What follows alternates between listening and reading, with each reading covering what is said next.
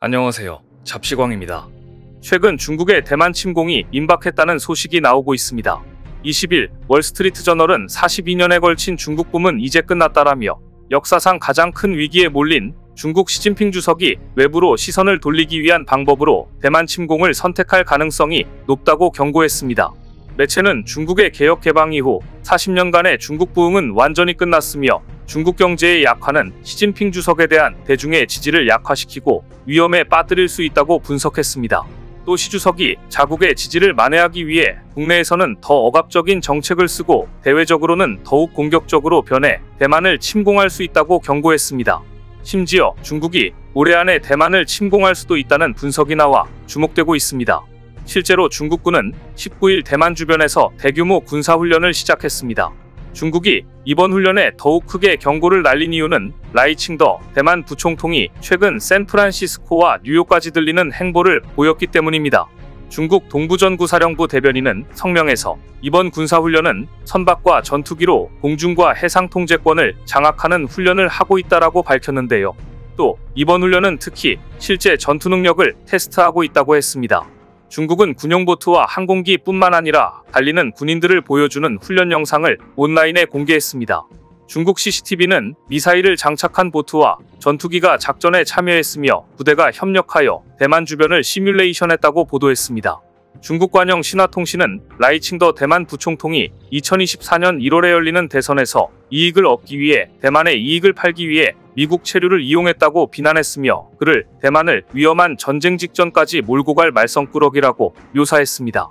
지난 8월 낸시 펠로시 전 미국 하원 의장이 대만을 방문했을 때와 지난 4월 대만 차이잉원 총통이 케빈 메카시 미 하원 의장과 회담했을 때도 중국은 곧 전쟁을 할 것처럼 대규모 전투준비태세 훈련을 실시했었습니다. 그런데 이번 움직임은 진짜 심상치 않아 보인다는 게 전문가들의 평가인데요. 왜냐하면 중국 내 상황이 정말 최악 중의 최악으로 치닫고 있기 때문입니다. 중국 경제가 안팎에서 거센 삼각파도를 만나 휘청거리고 있습니다. 최근 중국 내 각종 경제지표가 디플레이션을 가리키며 일본식 장기 불황 우려가 제기되는 가운데 미국은 투자 제한 조치로 중국 첨단 기술 산업에 직격탄을 날렸습니다. 여기에 최근 몇 주간 계속되는 폭우도 중국 경제에 어려움을 더했습니다. 일단 최근 몇 주간 몰아친 태풍 여파로 인해 중국 수도 베이징과 인근 허베이성 등의 폭우가 쏟아지면서 약 100에서 200명이 숨지거나 실종된 것으로 나타났습니다. 이번 폭우로 베이징 130만 명, 허베이 340만 명, 지린 13만 명, 헤이룽장 37만 명 등 모두 520만 명이 삶의 터전을 잃은 것으로 확인됐습니다. 중국 당국은 구조, 복구에 전력을 기울이고 있으나 폭우로 인한 재산 피해는 집계조차 어려울 정도로 막대한 것으로 전해지고 있습니다. 이번 장기 폭우가 중국 경제에 시름을 더할 것임은 분명한 사실입니다. 중국의 이번 폭우는 140년 만의 폭우로 일부 지역은 면적의 60%가 평균 1.5m 깊이의 물에 잠겼으며 깊이가 6m에 달했습니다.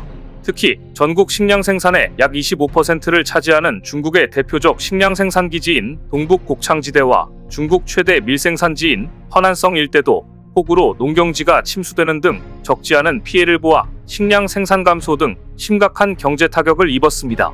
게다가 이번에 추가로 중국이 크게 충격을 받은 것은 바이든 대통령이 지난 9일 서명한 대중국 투자규제 행정명령으로 인해 중국의 첨단 반도체, 양자 컴퓨팅, 인공지능 등 세계 분야에 대한 미국 자본의 투자가 사실상 금지된 것입니다. 이번 조치의 명분은 이들 기술이 중국의 군사력 강화에 사용되는 걸 막자는 것인데요. 중국에 투자하려면 사전 신고를 해야 하고 투자 금지를 포함한 규제 권한은 옐런 미국 재무장관이 갖도록 했습니다. 사실상 투자 금지 조치로 볼 수 있습니다. 미국이 중국의 첨단 기술에 투자를 금지한 것은 이번이 처음입니다. 작년 10월 첨단 반도체 등의 중국 수출을 통제한 미국이 이젠 돈줄까지 막고 나선 것입니다. 사실 미국이 중국의 첨단 기술 견제, 통제에 나선 지는 오래됐습니다. 미국은 2019년 5월부터 중국의 5G 기술의 대명사인 통신장비업체 화웨이를 겨냥해 5G용 반도체 칩의 중국 수출을 금지했고 이제 4G용 반도체 수출 차단도 검토 중입니다. 이어 바이든 대통령은 작년 8월 반도체 산업 발전과 기술적 우위 유지를 위해 모두 2,800억 달러, 하나로 약 368조 원을 투자하는 것을 골자로 한 반도체법에 서명했으며 이 법을 통해 투자 대상에서 중국을 철저히 배제했습니다. 이런 상황을 고려할 때 바이든 행정부는 이번 투자 제한 조처에도 유럽과 일본, 대만 등의 동참을 유도할 것이라는 전망이 나옵니다. 물론 중국도 이런 미국의 제재에 대해 강력 반발하고 있습니다. 우선 중국은 미국이 무역, 과학기술 이슈를 정치화, 무기화하려 한다는 인식을 드러냈습니다. 국가안보라는 명분을 내세워 중국의 첨단 기술 발전을 막으려는 처사라는 것입니다. 앞서 중국 당국은 지난 5월 미국 반도체 기업 마이크론의 제품이 심각한 보안 위험을 초래한다며 관련 제품 구매를 중지시켰습니다. 이어 갈륨과 게르마늄 등 30개 품목에 대해 허가 없이 수출할 수 없도록 조치를 취했습니다. 이렇듯 첨단 기술을 둘러싼 미중 갈등은 더욱 격화될 전망입니다. 이런 재반 사정을 고려할 때 미국의 이번 투자 제한 조처에 대한 중국의 대응이 주목됩니다. 중국이 그동안 보인 태도로 보면 갈륨, 게르마늄 전면 수출 금지라는 강대강으로 맞설 가능성도 있습니다. 이럴 경우 전 세계의 두 광물의 80에서 90%를 공급하는 중국이 미국 등 첨단 반도체 산업 국가들에 크든 작든 어느 정도 타격을 입힐 수 있긴 합니다. 다만 이미 수개월 전부터 예고된 중국의 갈륨, 게르마늄 수출 제한 조치에 각국이 대비한 상태여서 중장기적으로 큰 혼란이 빚어지지는 않을 것이라는 게 대체적인 관측입니다. 또 호주와 같이 중국을 대체할 공급국들이 멀지 않아 생길 공산이 크기 때문에 중국은 막다른 길에 다다른 것입니다. 이처럼 중국의 대응에는 분명한 한계가 있습니다. 한중 관계도 마찬가지입니다. 앞으로 중국이 한국에 대한 무역 보복도 절대 할 수 없을 것입니다. 자칫 한국을 비롯한 미국과 동맹국들이 중국을 향해 집단적 공동 대응에 나선다면 오히려 심각한 문제를 불러올 수 있기 때문입니다. 그리고 중국이 아무리 이리저리 머리를 굴려봤자 별로 효용이 없는 것이 가장 심각한 문제는 디플레이션 위기에 처한 중국의 심각한 경제 상황 때문입니다. 진짜 심각한 경제 위기가 다가오고 있는 것이죠.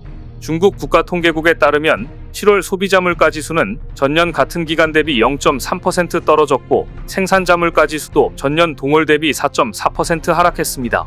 중국에서 CPI와 PPI가 모두 마이너스를 기록한 것은 2020년 11월 이후 처음입니다. 이를 두고 외신은 일제히 중국의 디플레이션이 닥쳤다고 평가했으나 중국 당국만 정신승리를 하며 그렇지 않다는 입장을 보이고 있습니다. 어려운 상황이라는 건 인정하지만 극복할 수 있다는 것입니다. 시진핑 주석은 지난달 24일 개최한 공산당 중앙정치국회의에서 내수 부진과 부동산 리스크, 외부 환경의 어려움으로 경제 회복이 더디지만 최근의 상황을 기복이 있는 발전, 곡절이 있는 전진의 과정이라고 봤습니다. 홍콩 사우스 차이나 모닝포스트는 자칫 잘못하면 일본식 장기 불황에 빠질 수 있는 중요 시점에 있다면서 경계와 주의가 필요하다고 진단했습니다.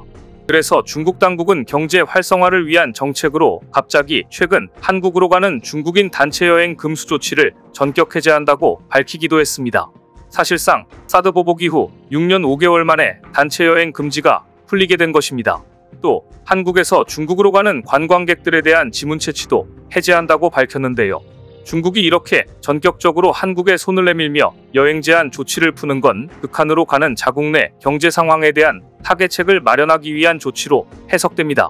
최근 발표된 중국의 각종 경제 지표가 일본식 장기 불황을 가리키며 디플레이션을 우려하는 목소리가 높아지자 결국 한국과 일본 등 다른 서방까지 관광 개방을 허용한 것입니다. 하지만 이 또한 중국 경제 추락을 막을 수 없습니다. 그래서 막다른 길에 몰린 중국이 결국 선택할 해법은 결국 대만 침공이 될 것이라는 분석이 나오고 있는 것인데요. 월스트리트 저널이 보도한 것처럼 또 다른 미국의 유력 언론 워싱턴 포스트도 중국이 내부 위기를 외부 전쟁으로 극복하려 할 수 있다고 전망했습니다. 워싱턴 포스트와 인터뷰에서 케이스 리치버그 홍콩대 교수는 높은 청년 실업률과 부동산 위기는 매우 휘발성 있는 조합이라며 중국 지도부는 청년층을 매우 우려하고 있다고 말했습니다. 이어서 그는 국내 문제에 직면한 독재자들은 국외 위기를 이용해 관심을 돌리려 한다며 경제 위기가 고조될수록 대만과의 분쟁 가능성이 높아진다. 중국의 대만 침공이 당초 전망됐던 것보다 훨씬 더 빨라질 수 있다라고 경고했습니다. 앞서 실제로 최근 다양한 루트에서 중국이 향후 몇 년 뒤가 아닌 이르면 올해 대만을 침공할 가능성도 있다는 전망까지 나오고 있는 상황입니다. 사우스 차이나 모닝포스트에 따르면 마이클 길데이 미 해군 참모총장은 얼마 전 한 토론회에서 중국의 2027년 대만 침공 시기가 앞당겨질 것이라고 밝혔습니다. 길데이 총장은 과거 중국인들은 실행하기로 약속했던 걸 계획보다 빨리 이행해왔다면서 그렇기에 2027년 창이 아니라 2023년 창을 이야기해야 한다고 주장했습니다. 2027년 창이란 중국이 2027년 내에 대만 통일을 추진할 것이라는 주장으로, 하지만 이번에 길데이 참모총장은 중국이 올해 안에 대만을 침공할 거라고 본 것입니다. 최근 중국과 대만의 군사적 정세가 급변하고 있는 만큼 이런 전망을 아예 배제할 순 없을 것으로 보이는데요. 실제로 중국 자체적으로 부동산 연쇄부도로 인해 올해 안에 무슨 일이든 큰일이 한번 일어날 것이라는 심각한 우려가 중국 내에서도 확산되고 있습니다. 2부에서는 중국 부동산 위기와 중국 지도부를 위협하는 중국 청년층들에 대해 자세히 심층 분석하는 시간을 가져보겠습니다. 오늘 준비한 소식은 여기까지입니다. 댓글을 통한 여러분들의 많은 의견 기다리겠습니다. 시청해주셔서 감사합니다.